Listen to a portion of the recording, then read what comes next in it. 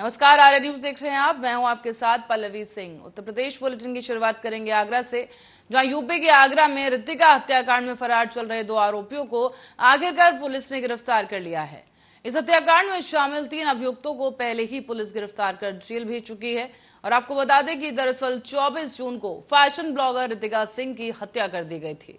आगरा के ही थाना ताजगंज के ओम श्री प्लैटिनम में चौथी मंजिल से फेंककर ऋतिका की हत्या को अंजाम दिया गया था।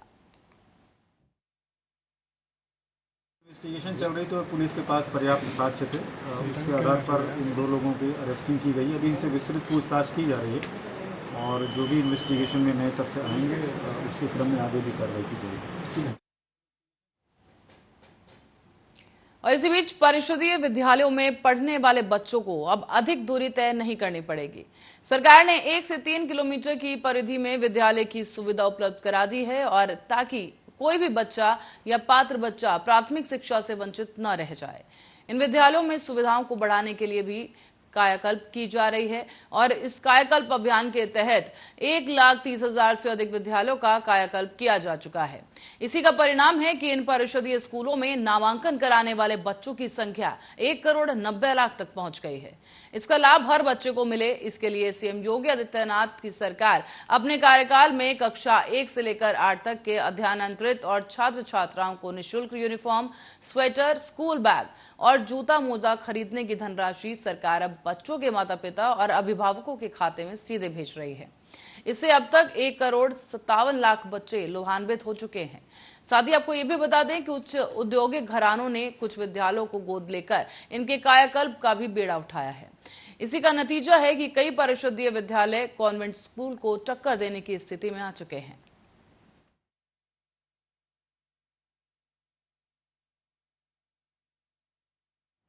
और उप मुख्यमंत्री केशव प्रसाद मौर्य की ससुराल कौशांबी के जिस ग्राम पंचायत में उसका नाम बदलने की प्रक्रिया शुरू हो चुकी है। कौशांबी जिला पंचायत के वार्ड नंबर 12 के सदस्य तूफान सिंह यादव ने जिला पंचायत की एक बैठक में ग्राम सभा का नाम अफजलपुरवारी से बदलकर शिवपुरवारी रखने का प्रस्ताव रखा है। और अभी इस पर कोई फैसला हुआ नहीं है, लेकिन प्रस्ताव स्वीकार कर सदन की कार्रवाई में इसे शामिल कर लिया गया है। बता दें आपको कि नाम बदलने के पीछे तूफान सिंह यादव का तर्क है कि 1952 में इस ग्राम पंचायत का नाम पहले शिवपुर था। बाद में इसका नाम बदलकर अफजलपुरवारी कर दिया गया और कहा गया है कि अफजलपुरवारी की जगह पुराना नाम अब रखा जाए या फिर महापुरुषों के नाम पर गांव का नाम रख दिया जाए। उनका एक और तर्क है कि देश की संसद पर हमले के मास्टरमाइंड अफजल के नाम पर ग्राम पंचायत का नाम नहीं होना चाहिए।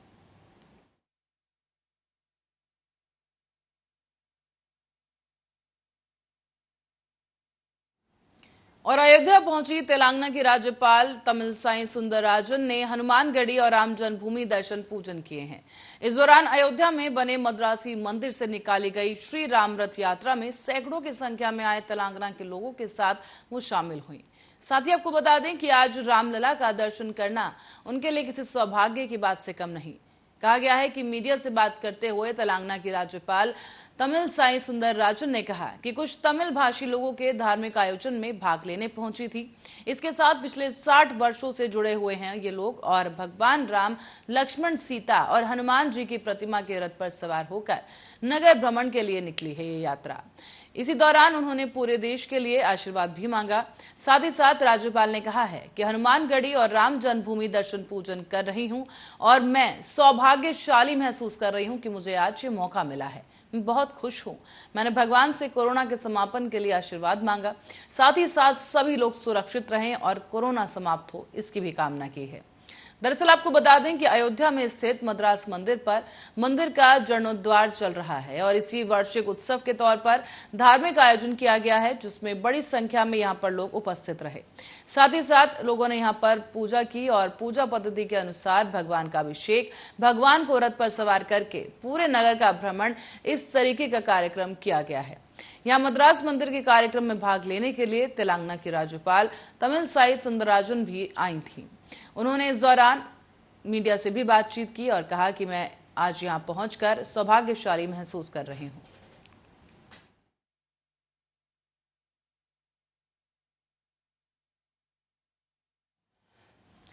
और इस बीच रुक करेंगे अलीगढ़ का, जहां पर ईद उल अजहा की नमाज अदा करने के लिए जिलाधिकारी इंद्र विक्रम सिंह और एसएसपी कलानिधि नथानी ने अलीगढ़ में ईदगाह में चल रहे साफ सफाई कार्य के साथ साथ बिजली पानी जैसी तमाम समस्याओं को भी परखा है।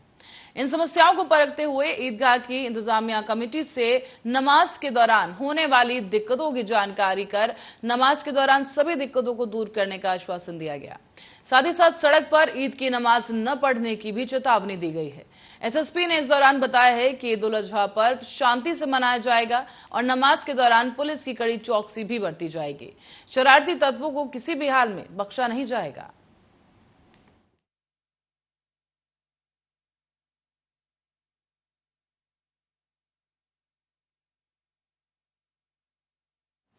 और ताज हाईवे के लिंक रोड पर ट्रैक्टर ट्रॉली नियंत्रण खोकर पलट गई है। इसी बीच आपको बता दें कि करीब 10 मिनट तक ये ट्रैक्टर के नीचे दबने के कारण ट्रैक्टर चालक को अस्पताल ले जाते समय उसकी मौत हो गई। इस घटना की सूचना मिलने पर मौंड तहसील के नायब तहसीलदार ब्रजेश कुमार मौके पर पहुंचे और मांड थाने के कई दरोगा और सिपाहियों ने मौके पर पहुंचकर ट्रैक्टर चालक को बाहर निकाला है। नायब तहसीलदार ब्रजेश कुमार ने तुरंत ही आदेश देकर प्रशासन की क्रेन भी मंगाई और एम्बुलेंस मंगवाकर ट्रैक्टर चालक को तत्काल अस्पताल में भेजा गया। लेकिन आपको बता दें कि अस्पताल ले जाते समय ही ट्रैक्टर चालक ने दम तोड़ दिया है। बताया जा रहा है कि ट्रैक्टर चालक काफी देर तक इस ट्रक के नीचे दबा रहा था। ट्रैक्टर चालक का नाम देवीचरण बताया जा रहा है, जो कि नगला वासुदेव खंड जावरा का रहने वाला है। क्या नाम है बेटा तुम्हारा? मेरा कुमकुम। ये कौन है ये ट्रैक्टर पे जो ड्राइवर? मेरा पापा। क्या नाम है मेरी उनका? लड़की 5 साल की। क्या नाम है पापा का? देवीचरण। कैसा एक्सीडेंट हुआ ये कुछ मालूम पड़ी? ट्रैक्टर ही पलट गया। क्या नाम है बेटा तुम्हारा? मेरा कुमकुम। ये कौन है ये ट्रैक्टर पे जो ड्राइवर? और वो करेंगे हरदोई का, जहां एक निजी स्कूल में आयोजित एक कार्यक्रम में पहुंचे माध्यमिक शिक्षा राज्य मंत्री गुलाबो देवी। यहां उन्होंने छात्रों को संबोधित किया, साथ ही देश में चल रहे विवादों को लेकर भी अपनी राय रखी है। बता दें आपको कि गुलाबो देवी ने कहा है कि देश में हिंदू, मुस्लिम, सिख, ईसाइयों का ये देश है और इसके बीच दरार डालने वालों को बख्शा नहीं जाएगा। कहा गया कि कानून को हाथ में लेने वालों पर सख्त कार्रवाई की जाएगी। स्कूल में आयोजित किए गए कार्यक्रम में पहुंची मंत्री गुलाबो देवी ने तृणमूल कांग्रेस सांसद के बयान पर कहा है कि भारतीय जनता पार्टी बयानबाजी पर नहीं पड़ती है, बल्कि सरकार वास्तविकता में रहती है और जन कल्याणकारी योजनाएं जनता तक जाएं, ये काम भाजपा कर रही है। इस बीच उन्होंने ये भी कहा कि काली जी यानी काली माँ हम सबकी आराध्य देवी हैं, सभी का कल्याण करती हैं, लेकिन कानून को हाथ में लेने वालों पर कार्रवाई जरूर की जाएगी। इस बीच उन्होंने कंप्यूटर लैब के बारे में भी जानकारी दी। कहा कि कंप्यूटर लैब में शिक्षकों की कमी है और इसी को लेकर जब गुलाबो देवी से प्रश्न किया गया तो उन्होंने कहा कि इसका भी जल्द ही समाधान निकाला जाएगा। पुरानी एक कहावत है, जाकी रही भावना जैसी, प्रभु मूरत देखी तिन तैसी। इतने इतने बड़े हाईवे बन रहे हैं, इतनी इतनी बड़ी सड़कें बन रही हैं, चारों तरफ का नक्शा बदल गया है, उसको भी देखना चाहिए। कहीं कोई गड्ढा दिखाई दे गया वो तो आपने बता दिया, लेकिन जो इतना विकास हुआ है मैं चाहूंगी कि उसके बारे में भी, क्योंकि आप प्रजातंत्र के एक मुख्य आधार हैं, एक नींव है हमारी पत्रकारिता, तो जो सही चीजें हैं उन पर भी प्रकाश पड़ना चाहिए। तो इस पर प्रकाश डाला है ये मतलब जो है यहाँ के लोकल लोग रहने वाले हैं, 100 दिन के आपके कामकाज की करारियाँ हैं। जो चीज आप बता रहे हैं मैं उसका सम्मान करती हूँ और बहुत जल्दी उस समस्या का निराकरण होगा। जी उन्होंने एक बात कही थी कि संसार में कोई भी कार्य ऐसा नहीं है जिसको संभव नहीं बनाया जा सकता। और आज ये कहावत है कि जहाँ मोदी जी हैं वहाँ सब कुछ संभव है। मोदी है सब कुछ संभव है। अब फतेहपुर में एक ऐसा अस्पताल और डॉक्टर देखने को मिला है जो मरीज के तीमारदारों को जूते से मारने की बात करता है। डॉक्टर साहब शायद ये भूल चुके हैं कि उनका काम मारना नहीं बल्कि बचाना और इलाज करना है। दरअसल आपको बताते चलेंगे पूरा मामला फतेहपुर जिला हॉस्पिटल का है। यहाँ पर एक वीडियो वायरल हुआ है और इस वीडियो में तीमारदार से डॉक्टर साहब अभद्रता करते हुए देख रहे हैं। आपको बता दें कि डॉक्टर की अभद्रता करने का यह नजारा कैमरे में कैद हो गया है। वायरल वीडियो में डॉक्टर द्वारा तीमारदार को जूते से मारने की बात कही गई और ये वीडियो वायरल होते ही स्वास्थ्य महकमे में हड़कंप मच गया है। तो वहीं वायरल वीडियो को प्रदेश के उप मुख्यमंत्री ब्रजेश पाठक ने तत्काल ही संज्ञान में लिया और संबंधित अधिकारियों को कार्रवाई के निर्देश दिए हैं। इसी क्रम में सीएमओ ने भी इस मामले की जांच शुरू कर कार्रवाई का आश्वासन दिया।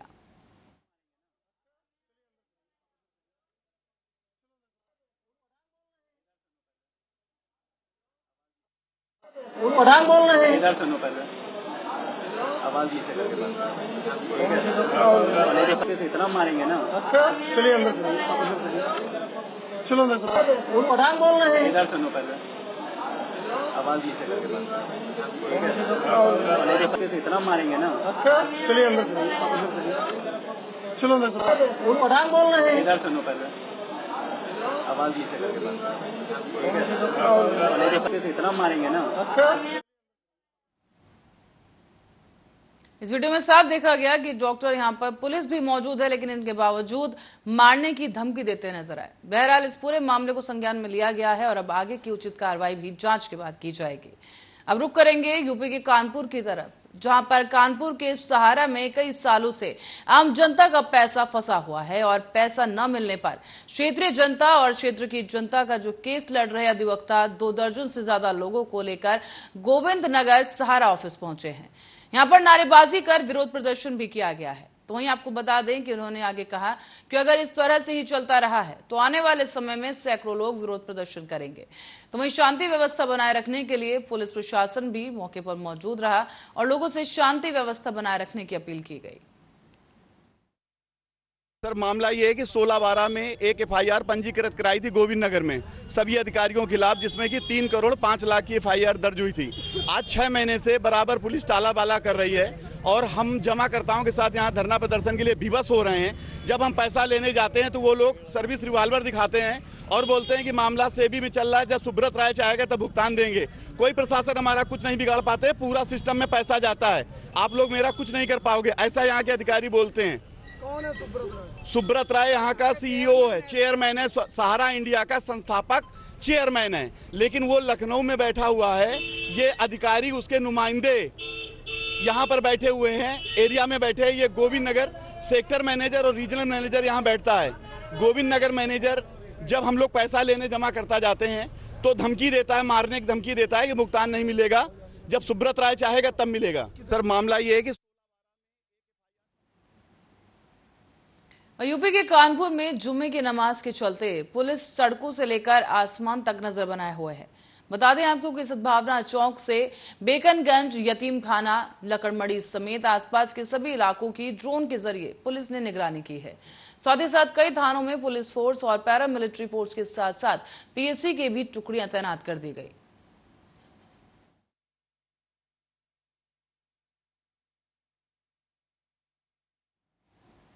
बढ़ते अगली खबर की ओर। यूपी के बरेली में निदा खान का मामला काफी सुर्खियों में रहा है। निदा खान ने अपने पति शाहीन रजा खान पर दहेज उत्पीड़न और जानलेवा हमला और हर्जे खर्चे को लेकर बरेली कोर्ट में मुकदमा भी दर्ज किया था और इसी में अब शाहीन रजा खान पर निदा खान को खर्चा देने का कोर्ट ने आदेश किया था। कोर्ट के आदेश के बाद भी शाहीन रजा खान निदा खान को हर्जा खर्जा नहीं दे रहा था। बताया जा रहा है कि इसी को लेकर निदा खान ने एसएसपी बरेली के यहां पर प्रार्थना पत्र देकर एक बार फिर से कार्रवाई की गुहार लगाई है। पुलिस जाती है थाने से तो उसके बाद भी वो भुगतान राशि का नहीं करते। तो उसके बाद एक कोर्ट कड़ी कार्रवाई करने के बाद भी उनके बड़े ढीले से रवैये रहते हैं, जिस हिसाब से प्रशासन काम करता है। प्रशासन का बहुत ज्यादा ढीला नजरिया रहता है, क्योंकि कॉपी में उनके ऊपर लगातार दबाव बनाते रहते हैं कि इसकी रिकवरी ना की जाए। तो इसी को लेकर हम लोग कप्तान से मिले थे।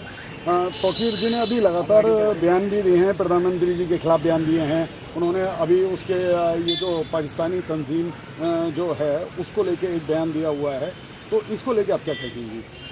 मुझे लगता है कि वो जो उसका हिंदी वर्जन जो है, हिंदुस्तानी वर्जन जिसके बारे में बात कर रहे हैं ना, मुझे लगता है जिस हिसाब से उनकी राजनीतिक सोच है वो बहुत ही ज्यादा घटिया है और मुझे लगता है जो लोग उस चीज़ों को मानते हैं और सुनते हैं वो उससे ज़्यादा घटिया सोच से ताल्लुक रखते हैं। जो आदमी अपने घर के मसलों में इतनी बुरी तरीके से एक महिला से पेश आ रहा है, उसको हर तरीके से मतलब परेशान कर रहा है, एक्सप्लॉइट कर रहा है और उसके बाद भी ऐसी राजनीति भी उतरा रहा है, मुझे लगता है उस आदमी को सीरियस नहीं लेना चाहिए। और अगर कोई सीरियस लेता है तो इन लोगों के ऊपर कार्रवाई क्यों नहीं की जाती है?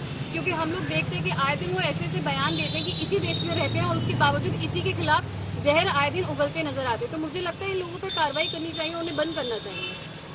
पहली बात तो कि हम एक सिविल सोसाइटी में रहते हैं और जहाँ नियम कानून सब चीजें बनाई गई हैं। अगर किसी की भावनाएं किसी चीज से आहत हुई है तो उसके ऊपर कार्रवाई की जाती है, लेकिन हम किसी तालिबानी या पाकिस्तान देश में नहीं रहते जहाँ सरकलम जैसी चीजों की बात करी जाए। जो लोग इस तरीके के नारे देते हैं सबसे पहले तो उन्हीं के ऊपर कार्रवाई करनी चाहिए कि आप लोग के लिए जब आप लोग की बात आती है तो आपको न्याय प्रक्रिया याद आती है कि कानून प्रक्रिया से हमारे ऊपर इन्वेस्टिगेशन होनी चाहिए। लेकिन वहीं कहीं दूसरे इंसान की बात आती है तो आप एक तालिबानी आदेश निकालते कि सर काट दो, फतवा लगा दो, बाहर निकाल दो, इस तरीके के नारे लगाते हैं। तो मुझे लगता है कि इन चीजों को बंद करना चाहिए। आप लोग को ये मानना चाहिए कि हम एक और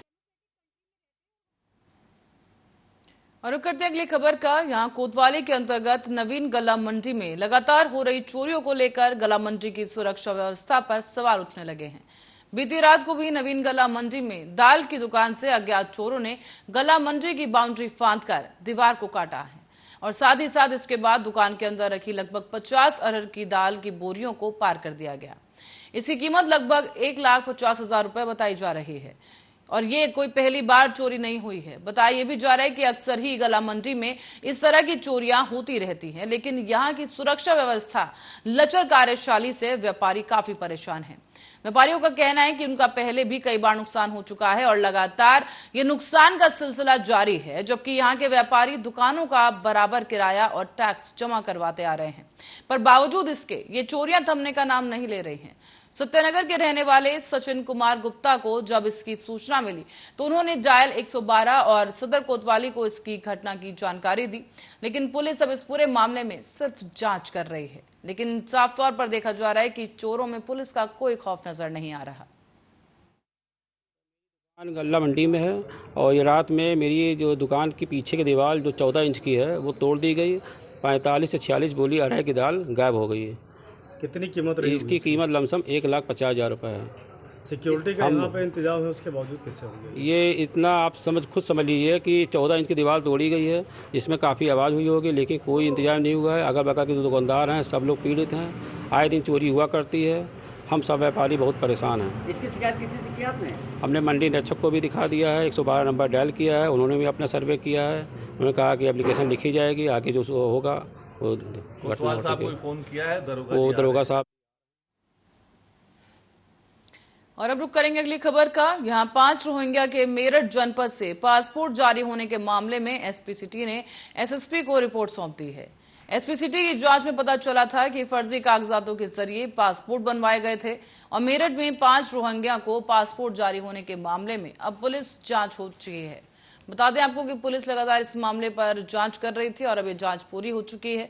पासपोर्ट की जांच करने वाले 4 दारोगा पर एसपी सिटी ने भी आरोप तय किए थे, जबकि सभी के आधार कार्ड, वोटर आईडी कार्ड और पैन कार्ड तक जारी हो चुके हैं। इसके बाद भी अन्य विभागों पर कोई कार्रवाई नहीं हो पाई है और अब पुलिस का तर्क है कि इतनी आईडी होने के बाद भी उन्होंने जांच में फाइनल रिपोर्ट्स लगाई थी।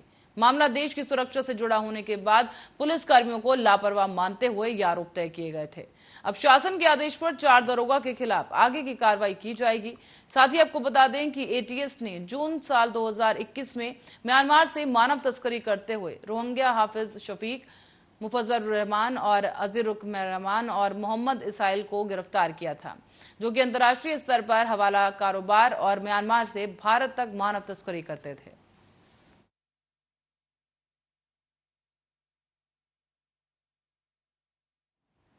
और इस बीच यूपी के मिर्जापुर से खबर सामने आई है, जहां जिले में कोरोना के 18 नए पॉजिटिव मरीज मिले हैं।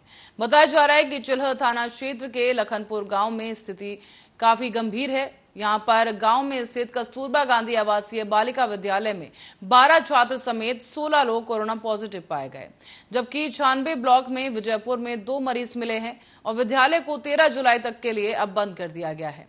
बताया यह भी जा रहा है कि विद्यालय पहुंचे सीएमओ ने ये जानकारी दी कि जिले के सरकारी और प्राइवेट सभी हॉस्टल में रहने वाले बच्चों की जांच अब की जाएगी। अभी 18 मरीज। कहाँ कहाँ क्या है? ये 16 यहाँ पे हैं, 2 पे विजयपुर में। बस। तो अभी क्या कर रहे हैं, क्या कदम उठाया जा रहा है आपको? सबके तरफ से दवा दी जा रही है, उनको बचाव का उपाय बताया जा रहा है। उनके घर में ये भी कहा जा रहा है कि कोई भी अगर आपको थोड़ा भी सिम्टम आ रहा है तो हमसे कांटेक्ट करें या नियरेस्ट पीएचसी से कांटेक्ट करें, तुरंत इलाज भी होगा और उनका टेस्ट भी होगा, सब कुछ होगा। अच्छा, 16 यहाँ पे है, 2 और कहाँ पे है? 2 विजयपुर में है। तो दोनों जगह एहतियात में क्या बरता गया? विजयपुर में एक तो जो महिला है वो तो यहाँ पे भर्ती जिला अस्पताल में भर्ती है, एक जो मेल है 26। और इसी के साथ साथ उत्तर प्रदेश बुलेटिन में फिलहाल के लिए इतना ही। देश और दुनिया की तमाम खबरों के लिए बने रहे हमारे साथ, देखते रहे आर्या न्यूज।